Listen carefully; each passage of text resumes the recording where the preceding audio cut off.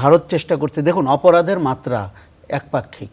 বাংলাদেশ তো ওই দেশের নির্বাচন নিয়ে কারসাজি করেনি, বাংলাদেশ তো ওই দেশের পলাতক কোনো নেতাকে আশ্রয় দেয়নি। সম্প্রতি তেলাপোকাদের যে আন্দোলন, সেটি ভারতের সরকারকে নাজুক এবং দুর্বল জায়গায় নিয়ে গেছে।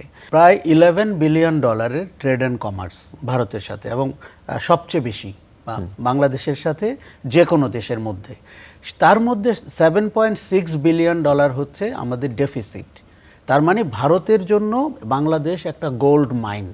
এখানে তাদের খাদ্যপণ্য, চাল ডাল, আটা ময়দা থেকে শুরু করে আপনার টাটার বাস পর্যন্ত বাংলাদেশ একটা $7.6 বিলিয়ন মার্কেট।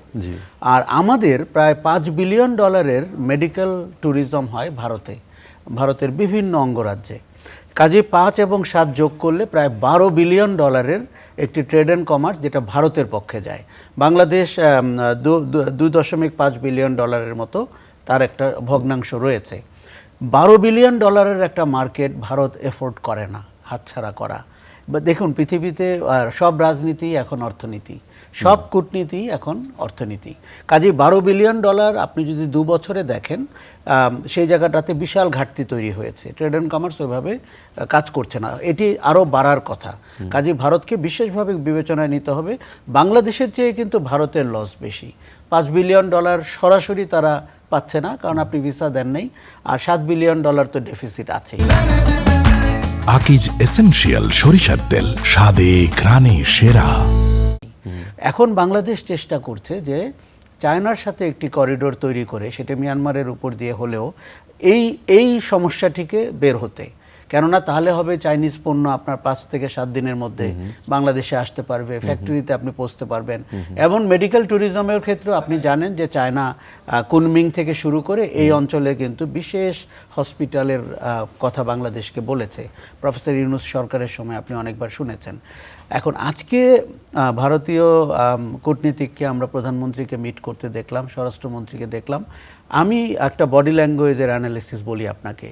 আমি পাশাপাশি 2টি ছবি দেখেছি। তার আগের একজন কূটনীতিক যেভাবে পা তুলে বাংলাদেশের একজন মন্ত্রীর সাথে বসে কথা বলছেন, আর আজকের যিনি কূটনীতিক তিনি আবার রাজনীতিবিদও। কাজেই তিনি এই কলা কৌশল হয়তো অনেক ভালো জানেন। আর তিনি এখন বিপাকে রয়েছেন, কেননা ভারত চেষ্টা করছে, দেখুন অপরাধের মাত্রা একপাক্ষিক।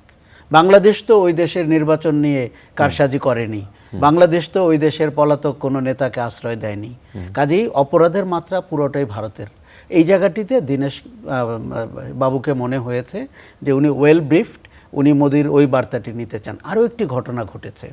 সম্প্রতি তেলাপোকাদের যে আন্দোলন, সেটি ভারতের সরকারকে নাজুক এবং দুর্বল জায়গায় নিয়ে গেছে। অভ্যন্তরীণ রাজনীতি হচ্ছে ভারতের মূল লক্ষ্য নরেন্দ্র মোদীর। কাজেই তারা বাংলাদেশের এই অঞ্চলে আর কোনো দেশের সাথে ভারতের কোনো ভালো কূটনৈতিক সম্পর্ক নাই।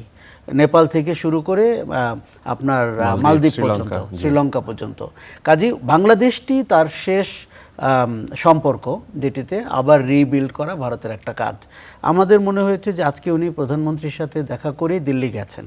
কাজে এটার একটা বড় গুরুত্ব আছে। তারা হয়তো প্রধানমন্ত্রীর কাছ থেকে সেই আশ্বাসটি পেতে চেয়েছেন যে এই সমস্যাগুলোকে আমরা কি করে দূর করতে পারি। আপনি বারবার দেখবেন দীনেশবাবু বলছিলেন যে সব সমস্যায় গণতান্ত্রিক ভাষায় দূর করা যায়। তবে বাংলাদেশ যেটি প্রেস বিজ্ঞপ্তির পরে আজকে রেইটারেট করেছে, সেটি হচ্ছে আমরা শেখ হাসিনাকে ফেরত চাই। কেননা তার বিচার চলছে, তিনি দণ্ডপ্রাপ্ত এবং গণহত্যার অভিযোগে অভিযুক্ত। আরেকটা জিনিস বলেছে, ওসমান হাদির যারা খুনি তাদেরকেও ভারত আশ্রয় দিয়েছে বা কাউকে ধরেছে। এই 2টি বিষয় কিন্তু বাংলাদেশের জন্য, সাম্প্রতিক রাজনীতির জন্য অত্যন্ত বড় ঘটনা।